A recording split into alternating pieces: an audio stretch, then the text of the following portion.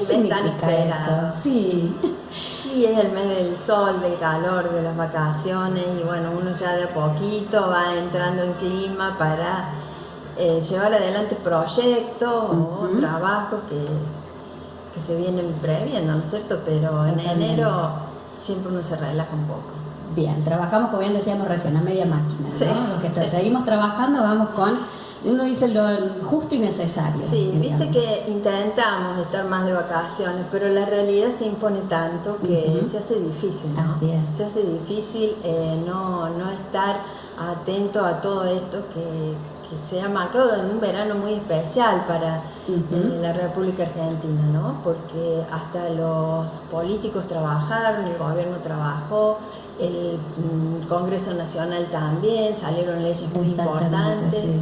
En búsqueda de cambios, así que bueno, era de esperarse por esta transición que se daba también muy a fin de año, ¿no? Una transición importante. Claro.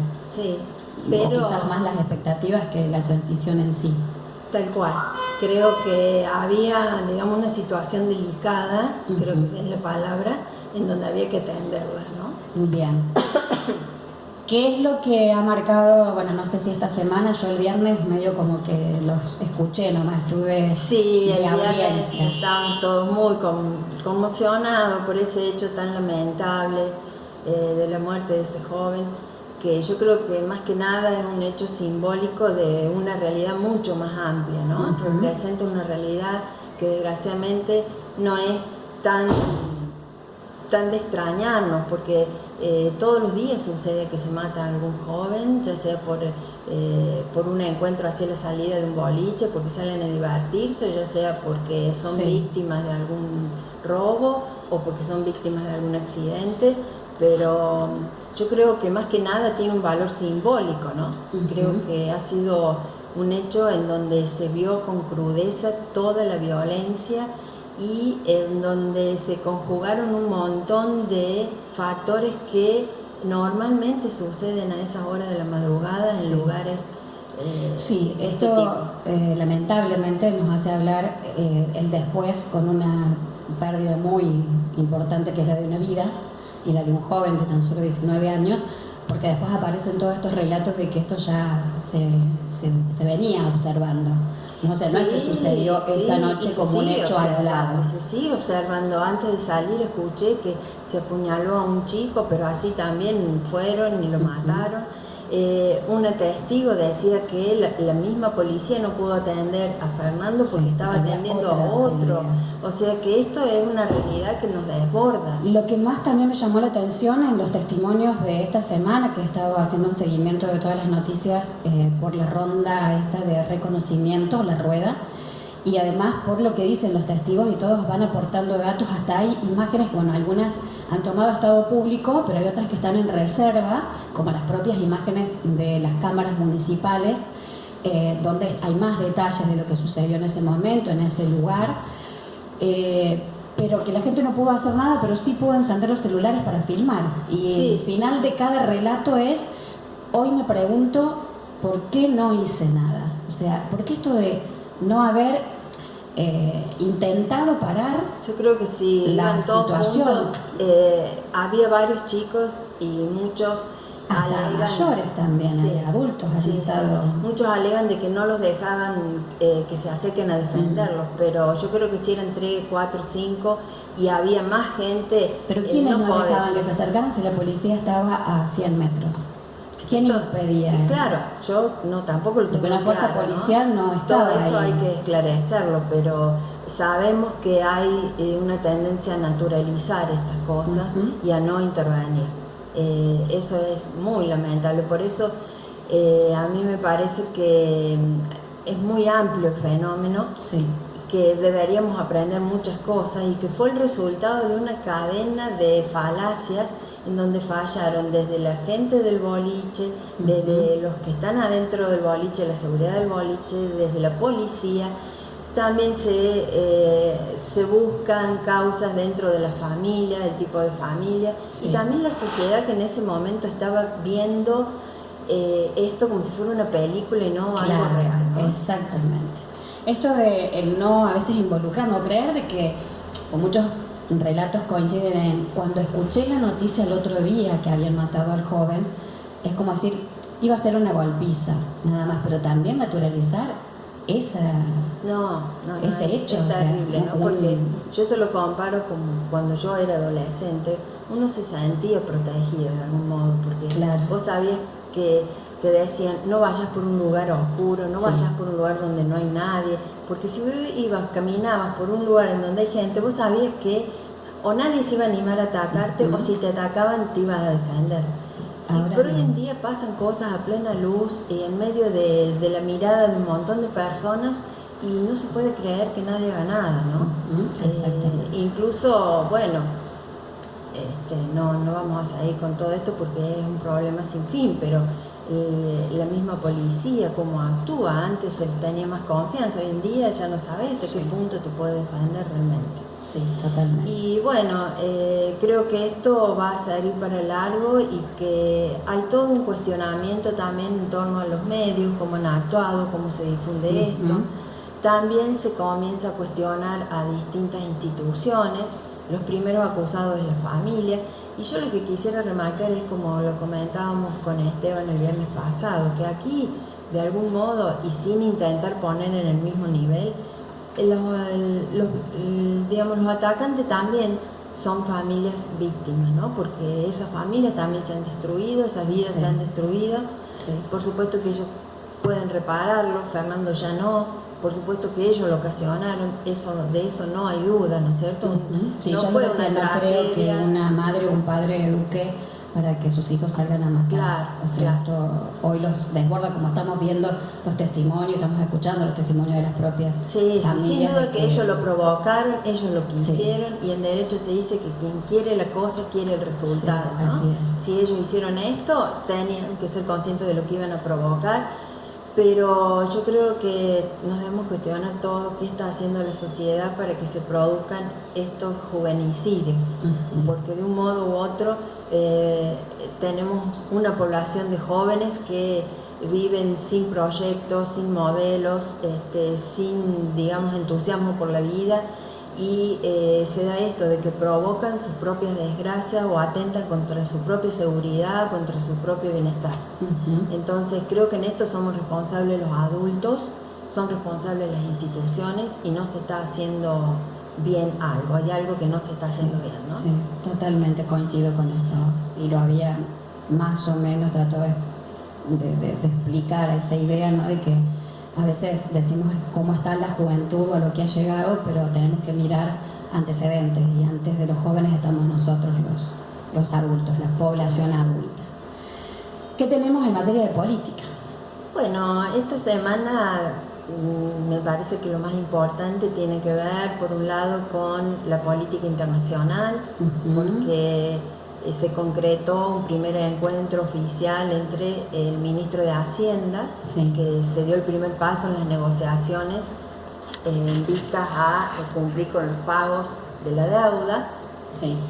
Y bueno, de esa reunión se plantearon por primera vez concretamente qué es lo que pide, cuál es la posición de Argentina ante este terrible problema que tenemos, ¿no? Y lo que planteó el ministro Guzmán ante las autoridades del FMI, principalmente Kristalina Georgieva, fue la necesidad de 4 años de gracia, un periodo de 4 años de gracia, es decir, no comenzar a pagar capital hasta dentro de 4 años. Por otro lado, una quita en los intereses de un 40%, y dentro de ese 40% de la quita, que los intereses no sean superiores a un 6%. A mí me parece que la verdad que se está pidiendo mucho, pero bueno, hay también en las negociaciones, se dice que hay que pedir mucho para que te den algo, así que vamos a ver cómo continúa esto. Lo importante es que se pudieron sentar, se planteó este pedido, esta posición para las negociaciones, y por supuesto que todavía no hay una respuesta del fondo, sino que se van a seguir en próximos pasos, un encuentro que hay en el Vaticano, convocado por el Santo Padre, en donde se hace una especie de encuentro destinado a tratar el tema de las deudas que tienen los países, ¿no? Este tema de la deuda internacional, de deudas con el FMI y con otros organismos internacionales, en donde el Papa hace así como una especie de árbitro para, creo que esto siempre ayuda, esto flexibiliza las posiciones, abre un poco los sentimientos y abre el pensamiento para advertir distintas alternativas, para hacer posibles distintas alternativas y sobre todo marcar que si se ponen duros también hay exigencias de distintos sectores, como son los de la izquierda, donde se plantea que no hay que pagar la deuda, ¿no? Una deuda ilegítima, una deuda ilegal, una deuda que es hasta el punto de vista del organismo, del FMI, se han violado, digamos, muchas normas, muchos reglamentos que se establecen, muchas irregularidades. Entonces esto que nos ha llevado a una situación, una posición muy difícil, muy grave en cuanto a la deuda, también ahora en este momento tiene que ser un atenuante de nuestra posición, tiene que hacer que se comprenda a la situación que nos ha llevado, ¿no? Claro. Así que vamos a ver cómo sigue la próxima semana, un encuentro en el Vaticano con, digamos, distintas autoridades del Fondo Monetario y distintos miembros, líderes mundiales que van a tratar este tema convocado por el Papa. Por el momento lo he visto tan pobre por lo menos al alcance que ha tenido la prensa, que es ponerlo nada más en lo comparativo de cuánto va a durar la reunión, que ya ha sido el encuentro hace horas nada más entre Francisco y Alberto Fernández. Si va a durar las 2 horas que había durado el de Cristina Kirchner, todo en un ámbito muy amigable, amistoso y de empatía y cariño o afecto, y por otro lado los 22 minutos nada más que duró el encuentro y un saludo muy así descortés, frío, claro, entre las partes, entre Mauricio Macri con el Papa, y a ver qué va a pasar hoy. Yo creo que va más allá, ¿no?, de esto de lo que pueda llegar a suceder y no cuánto dura nada más el encuentro entre las partes. Bueno, esto tiene que ver un poco con lo que hace la prensa, a veces que tiende el amarillismo, pero también sabemos la importancia que tiene el lenguaje no verbal, el lenguaje gestual. Eso habla también por sí mismo. Y sí, hubo diferencias en ese sentido. Yo lo que más que nada quisiera rescatar fue las palabras del presidente, que dijo que Francisco ya nos está ayudando, ¿no? Claro. Nos está ayudando, y esta gira por Europa que comenzó hoy y que es el segundo viaje al exterior que hace el presidente, el primero fue a Israel, ¿no?, en donde fue también recibido por el presidente Rivlin, el primer ministro Netanyahu, con quien estuvo conversando largamente. Digamos, fue también ese viaje, esa reunión que tuvo, que era en homenaje a las víctimas del Holocausto, fue una ocasión en la cual él le permitió presentarse, ¿no?, ante todos los líderes del mundo oficialmente como presidente, como nuevo presidente. Y ya ahora en Europa va a tener conversaciones, reuniones bilaterales con Angela Merkel, con Emmanuel Macron, o sea, Alemania, Francia, Pedro Sánchez de España, y por supuesto también con las autoridades del Estado italiano, ¿no?, con Sergio Mattarella, que, bueno, sin duda que en estas reuniones se va a hablar de la situación por la que pasa Argentina, si bien no va a haber una ayuda en concreto, ¿no?, porque la diplomacia se maneja así. El Papa tampoco habla abiertamente porque tampoco lo puede hacer, pero sin duda que esto manifiesta la preocupación que tiene el Papa por la pobreza. Recordemos que él llegó a la iglesia, ¿no?, con este tema de la preocupación por la pobreza, Totalmente. mucho más siendo argentino. Claro. Yo creo que eso explica lo que él sentía por el anterior presidente, ¿no? Claro. Que sabemos que nos dejó el doble de pobres, sabemos que nos llevó a una situación lamentable, y bueno, el Papa es humano, entonces él, recordemos que es el es como un presidente. El Vaticano, si bien es la cabeza de la Iglesia Católica, si bien él representa a más de 300 millones de fieles cristianos, católicos, él también es el jefe de Estado del Vaticano, ¿no? En este sentido se le llama Santo Padre como, digamos, autoridad internacional, como un jefe más de Estado. Y bueno, desde ese punto de vista, él ahí tiene esa doble función, pero el presidente dijo, ya nos está ayudando mucho. Yo creo que ya con ese convocar a los líderes, hacerlos reflexionar sobre cómo, pienso yo que a lo que apunta es eso, ¿no? Porque como otro mediador, digamos. Sí, él no puede tomar una medida, no puede hacer una ley, no puede hacer un reglamento, no puede hacer nada concreto, pero sí puede llevar a la reflexión de lo que se está causando en el mundo con, digamos, en definitiva, lo que se llamó también el Juan Pablo II, el capitalismo salvaje, ¿no? Sí. Porque los acreedores son los tenistas de bonos y que son salvajes en cuanto a que si ven sangre, así como cuando ves sangre un cocodrilo, bueno, estos están así, cuando ven a quién le pueden sacar, o sea, no tienen piedad. Justamente en Argentina estaba leyendo un artículo donde dice que están exigiendo, que están haciendo campaña en contra, en donde puse tanto y quiero tanto y no importa si eso causa la muerte, como vimos esta semana la muerte de chicos en Salta. O sea, yo todavía no he escuchado a nadie que dé una solución en eso. Me parece gravísimo. Y sin embargo también ante eso lo estamos normalizando, ¿no? Sí, estoy tratando de conseguir un contacto, o sea, en realidad tengo a través de las redes gente que tiene y pertenece al grupo Sonrisas, creo que es de Santa Fe, donde ellos, bueno, van periódicamente a llevar ayuda y ya lo venían a esto tratando de visibilizar. Nunca fue atendido ni por la prensa, mucho menos por el Estado, pero también habían puesto hace algunos días un cartel en un hospital donde dice, sí, claramente, de que solo se atienden urgencias por casos graves que estén, digamos, que lleguen a la muerte. Esto es un hospital que está en cercanías de donde están las comunidades Huichi, donde están también los todos, o sea que esos polos sanitarios a veces que dicen ponemos polos sanitarios para atender esa comunidad, bueno, no están equipados y mucho menos están con el personal, ni siquiera con una guardia de 24 horas, o sea, como de atención. Todo lo contrario, o sea, es como que, bueno, estamos para cuando tengamos que recibir casi ya lo que va a ser, digamos, notificado como un deceso.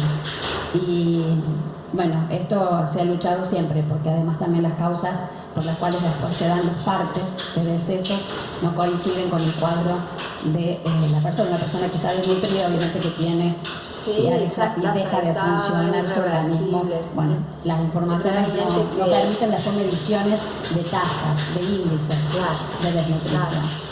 No, esto me parece gravísimo, ¿no? Porque encima son niños, inocentes, que lo único que necesitan es alimentarse y que se mueran de hambre en un país como la Argentina. Nos está hablando realmente de la mala dirigencia que tenemos, ¿no? Que se reitera tanto esto en los gobiernos. Esto ha sido histórico. Me ha tocado visitar en una oportunidad la zona de Ingeniero Juárez en Formosa y estoy hablando de fácilmente unos 4 o 5 años atrás, y cuando escucho las noticias de hoy digo qué cruel, porque cuando fuimos allá te venís con esa sensación de que como les pasa, digamos, el grupo Dibujando Sonrisas, de que vos llevas ayuda pero no estás salvando a nadie, no estás sacando a nadie de esa situación, no estás cambiándole la realidad a nadie, y que 5 años después tengamos esta tasa tan alta, tan elevada, porque en una semana podíamos registrar en un promedio de una muerte por día de niños, ¿sí? Porque se dieron 6 muertes consecutivas en el lapso de 5 o 6 días, o sea. Y 26 internados que no sé cómo siguieron. Creo que si queremos lograr un cambio, lo tenemos que hacer como ciudadanos. Está visto que desde los gobiernos, desde los ministerios de salud, no se hace nada. Como decís vos, pasan años y no se le cambia la realidad a la persona. es lo que yo digo, vamos a cumplir dentro de 4 años, si no saqué mal la suma, pero faltan pocos años para los 40 años de democracia. Y antes de que llegara la democracia, la culpa de todo esto lo tenían los gobiernos militares. Y uno encontraba una explicación porque las dictaduras, los autoritarismos, estas cosas en definitivo no las entiende. Pero ahora, ¿qué decimos con 40 años de democracia? A veces gobiernos que han estado 20 años y después de 20 años que haya niños con hambre. Sí. Y en un país, o sea, lo perverso es en un país en donde hay recursos, en donde vemos cómo va creciendo, si se quiere, no sé, cierto grupo social y se va concentrando la riqueza.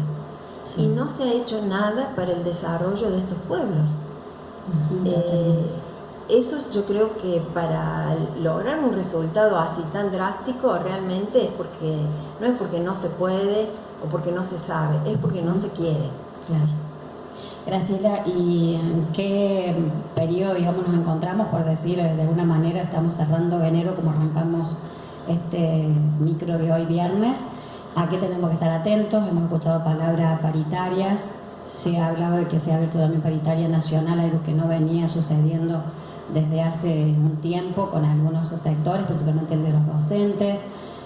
Por otro lado, se escuchan de que serán cifras fijas o montos fijos en esta primera parte del año y que no hay un consenso, digamos, del otro lado, como de los sindicatos, los gremios, a apoyar también esta medida. ¿A qué tenemos que estar atentos en estos próximos días? Con respecto a lo que vos decís, hago distintas lecturas, ¿no?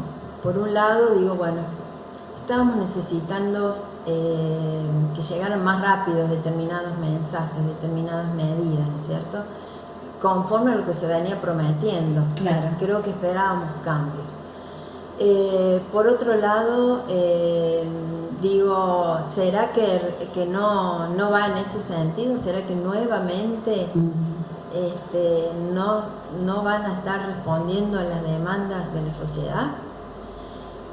Pero yo creo que en este momento lo que más acertado sería pensar es que estamos en épocas en donde lo que se está tratando desde el gobierno nacional es, primero, ubicar, acomodar el tema de la deuda. Porque tenemos que ser conscientes de la gravedad de la situación económica, la gravedad a la que nos han llevado estos últimos 4 años. Bien. Es histórico y donde se toca hay deuda y hay deuda. Se ha sacado dinero, se ha despilfarrado. Esta semana, ¿no es cierto?, con respecto al nombramiento del presidente en un fondo internacional de la FIFA, un fondo destinado a ayudar a los clubes del mundo, ¿no es cierto?, a promocionar, supongo, el deporte en aquellos lugares que hace falta. Ha habido mucha indignación de quienes conocen a Macri, de quienes lo conocen en su actuación en los clubes y quienes han sufrido sus políticas en los clubes, porque es de esperar que también quede rasada la tierra, ¿no? El amigo de él, Angelici, que estuvo estos últimos años en Boca, parece que ha dejado también sin dinero, en una situación difícil. Lo escuché por parte de quienes asumieron, ¿no?, la nueva dirección, diciendo: no queremos acusar, pero acá hay que investigar. Y bueno, entonces a lo que voy es que esa situación se vive en todas las instituciones, en todo el Estado argentino, y yo creo que lo que no se quiere hacer es decir la realidad de esta. Creo que el presidente y las autoridades más altas a nivel nacional no lo quieren decir porque saben que los ánimos no están para eso, que lo que hay que llevar es esperanza, y es lo que el Papa le dijo, que sean portadores de esperanza, porque es lo que nos va a sacar adelante, ¿no? Si nos detenemos en el estado, en la situación en que estamos, vamos a llegar a una cuestión social de agresión, de violencia, digamos, de algún estallido. Entonces, esperanza, paciencia. Yo creo que en función de los resultados que tenga en estas negociaciones con la deuda, en función de las obligaciones que deba enfrentar, a nivel internacional las exigencias que les impongan, porque en eso estamos atados de pies y manos, va a ser lo que se pueda hacer a nivel interno. Entonces yo creo que ahora el presidente está en esto, ¿no? Se hizo rápidamente este viaje, esta gira, porque a quien, digamos, le dan una agenda así en pocos días, una entrevista, estos líderes mundiales, Angela Merkel, por ejemplo. O sea que creo que es muy importante, se lo está tomando seriamente, responsablemente a estas negociaciones, para después poder ver qué se hace con nuestro presupuesto y cómo se reparten lo que no hay en definitiva, ¿cierto? Así que yo creo que esto pasa por ahí. Creo que este año va a ser muy duro y que lo que se hizo fue como tratar de calmar esos sectores que venían así. Pero nada más, digamos, no ha habido nada más. No hay muchas perspectivas de aumento, de mejora de salario. Creo que no se está pudiendo. El tema mercado dólar tampoco se está hablando demasiado, pero no sé con qué nos vamos a... Sí, creo que después de los arreglos que se hagan para ver si realmente se hace, o sea, si se consigue este periodo de gracia va a ser muy importante. Sí. Se han pedido 4 años, bueno, que le concedan 2, por lo menos hacer 2 años, que se pueda crecer, que se pueda estar más fuerte para empezar a lo mejor a enfrentar algún periodo así de tener que ya pagar capital. Pero bueno, Argentina siempre salió adelante y estamos en una de las épocas históricas más difíciles, más duras, y saldremos adelante, pero como siempre es con el esfuerzo del ciudadano. O sea que los errores, y esto es lo que tenemos que aprender, ¿no? Las malas políticas públicas las pagamos los ciudadanos, no el gobierno. Así es. Esto pensémoslo a nivel local, a nivel provincial y a nivel nacional. Esta falta de aptitud y de capacidad para llevar políticas públicas inteligentes, adecuadas y conforme a las necesidades y que busquen el desarrollo, el bienestar del pueblo, no se dan. Y eso lo pagamos todos, lo pagamos los ciudadanos principalmente. En temas locales lo vamos a abordar la semana que viene, que bueno, la gente también se va a encontrar ya con los primeros días de pago. Hoy se ha encontrado ya con los cebulones. Y he solicitado además también que podamos hacer una lectura correcta del nuevo cebulón del 2020, y una vez que tengamos ese esquema podamos nosotros también hacer un poco la repercusión que ha tenido esto en el ámbito social, de cuando la gente hoy ha recibido un cebulón y que aquello que se dijo de que por aumento hoy impacta a la vista de muchos, de que no es, o sea, se siente que es el 100%. Bueno, cómo hacer esa lectura, cómo entender esta nueva programación de impuestos del 2020 en nuestra ciudad. Hemos convocado al intendente ya para la semana próxima y también estamos convocando a la encargada de finanzas, del área de finanzas, que es Verónica Martín-Ángelo. Entonces creo que más o menos con esas herramientas, ¿no? O sea, primero conociendo qué es lo que el gobierno dentro de su presupuesto y análisis y programación y cómo ha establecido, ¿sí?, la tasa, este aumento del 45%, en algunos roza el 50% en las tasas de servicios, y esta nueva tasa que también ha impactado. Cuando decimos 200 pesos aislados no nos parece mucho, pero en la lectura del cebulón asustó a muchos.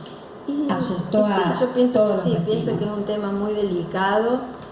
Meter así la mano en los bolsillos del ciudadano es un tema delicado, y que el ciudadano cae cuando le llega y ve, claro, sí, serán 20 de acá, 30 de allá, voy a hacer la contabilidad que quiera, hacer los números que quiera, pero yo tengo que pagar el doble. Claro. Y yo creo que una cosa es la explicación económica y otra es la explicación política, ¿no? La explicación política por ahí es más amplia, sí, de por qué los ciudadanos tenemos ahora que pagar, enfrentar eso. Sí, creo que bueno, también hay fundamentación que se ha dado en el 2019, pero por eso sí vamos a proponer para la semana próxima, que ya vamos a estar dentro de los primeros días del mes, cuando la gente empiece a contar la monedita, porque creo que ahí está la realidad. Y sí, porque estamos en un contexto muy difícil, o sea que esta decisión que adoptó el gobierno local llega en el peor momento para el ciudadano. muy difícil y en un entorno en donde se esperan congelamientos, se esperan disminución, creo que es muy inoportuno. Ha habido también aumentos en las tasas provinciales y ha habido también aumentos en las tasas nacionales. Así que creo que rentas, por ejemplo, hay mucha gente que está agarrando la cabeza con también lo que está surgiendo de los impuestos. Yo no he analizado mucho el tema, ¿no? Y lo veo más desde el punto de vista político. Pero bueno, a mí me parece que hablar así de esos porcentajes tan altos no es el momento, ¿no? Porque es como que de repente los gobiernos, sobre todo los locales, se ven con que tienen que enfrentar altas cifras aquí, allá y no llegan. Bueno, pero gobernar es prever, ¿no? Si esto iba a ser así, hubieras evitado gastos superfluos, digamos, ¿no? Yo creo que el ciudadano responsable piensa en eso.